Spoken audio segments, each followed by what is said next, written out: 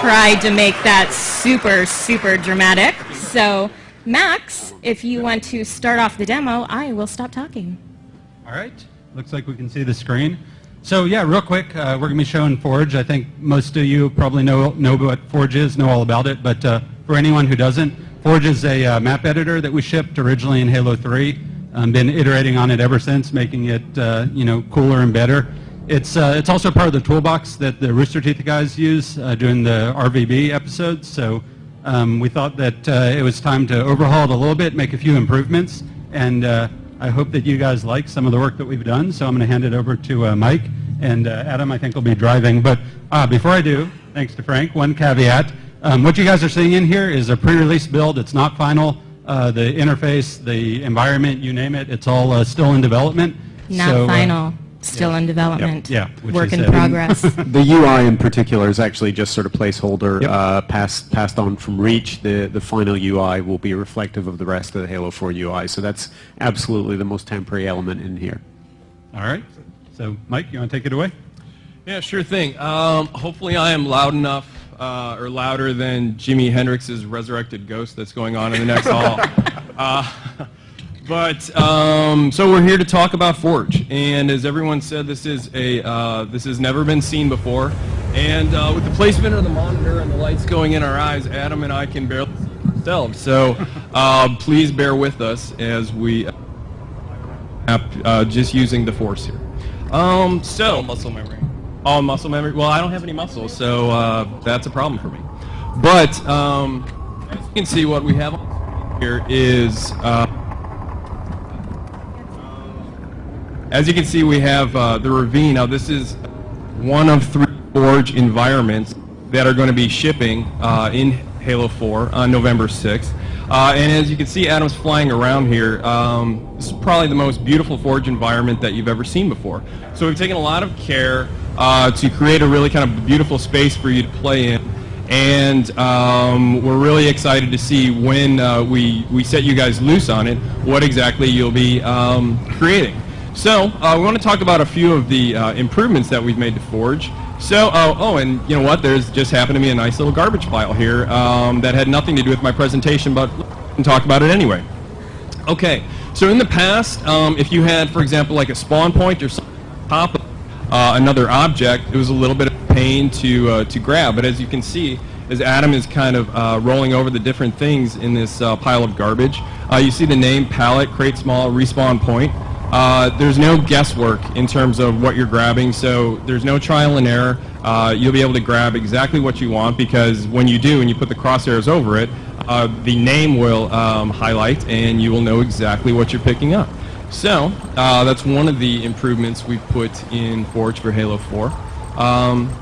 So if you have something, so this bunker round, for example, which you see the name down there because we got the nice highlights, and you're placing it, and you're taking a lot of time and loving care to put it exactly where you want it.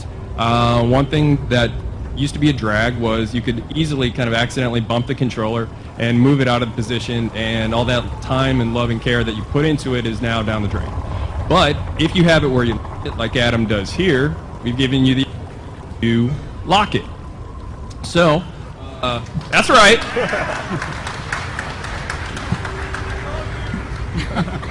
I love you more. So now we have this nice piece exactly where we want it. It's locked. It is going to stay there until the end of time, or when if Adam decides to unlock it and move it wherever he likes.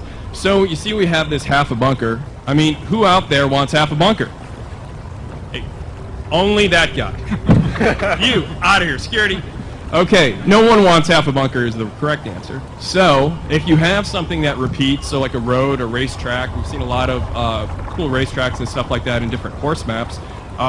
If you have something that you want to repeat, now we've given you the ability to dupe it. So, Adam has, this guy loves duping. Okay, so Adam has duped the base, and he is getting it lined up, and sometimes it used to be a little bit of a pain to get things exactly lined up if you bump the controller and then the axes were kind of screwed up. So you've spoken, we've listened, and we've created a magnet system. How do magnets work?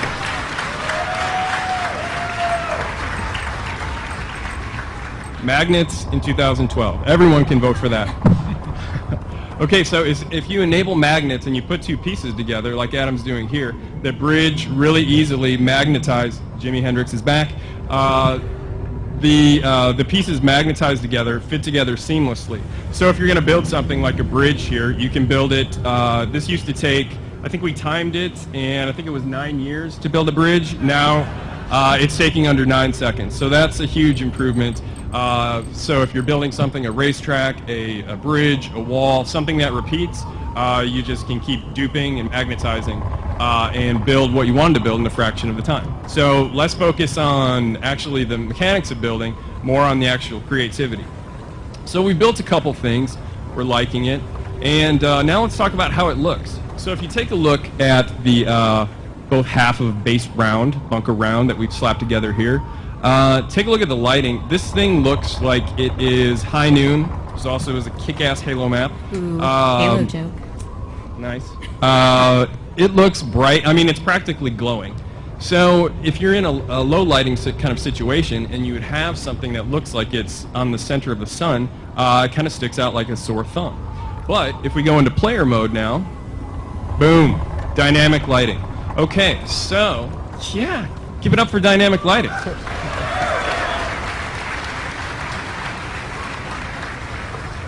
All Forge objects now accept shadows from the environment or other Forge objects. And if you see, like down there where Adam just was, Forge objects also cast shadows on the environment.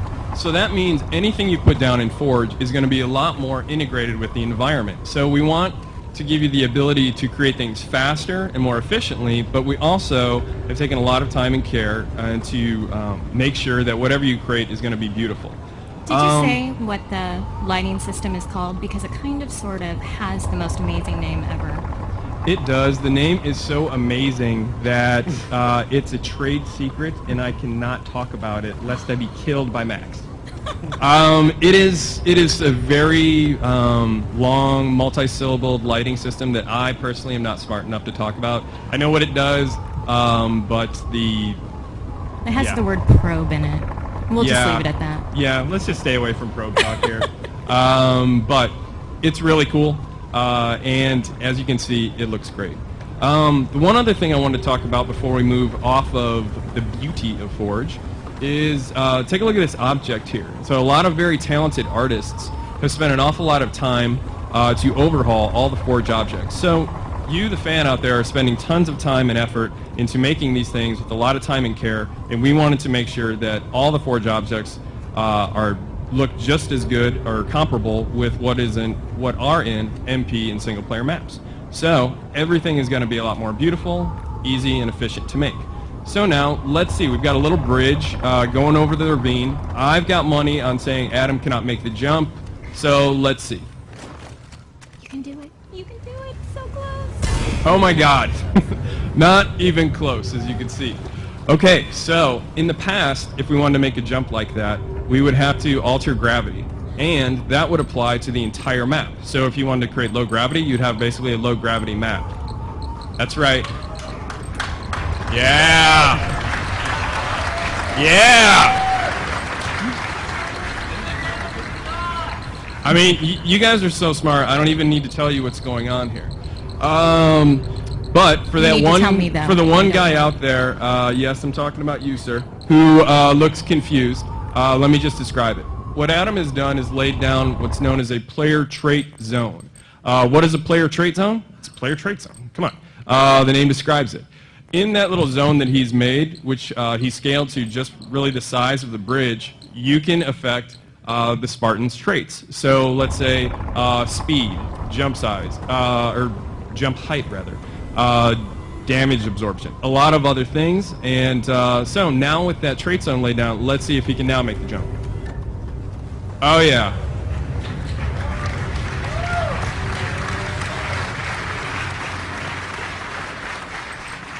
Max, you were supposed to tell me that I should have bet on that jump.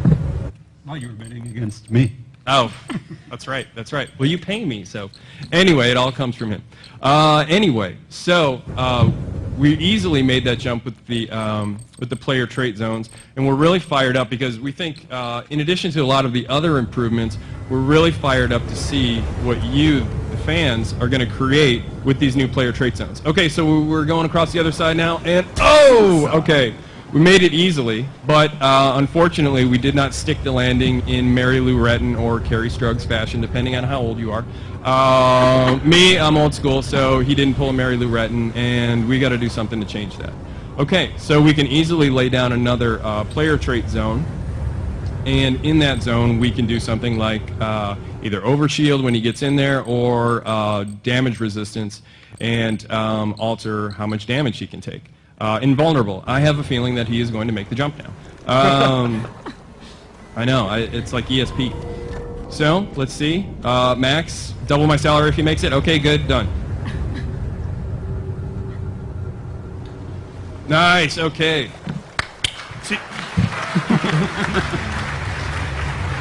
Okay, and you heard it, double my salary, so that's going to happen. Now I got to pay you $10 an hour?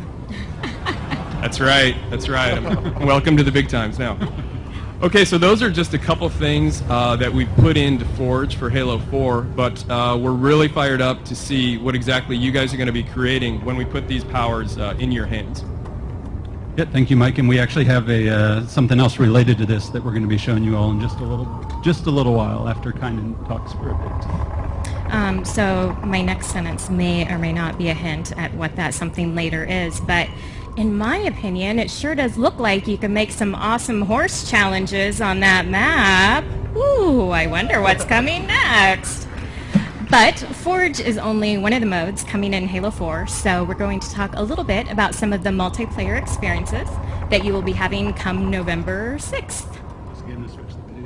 Oh, magical guys in the back, could you switch from video to whatever the other thing is? Laptop? All right. Thank you. Kynan? Yeah, so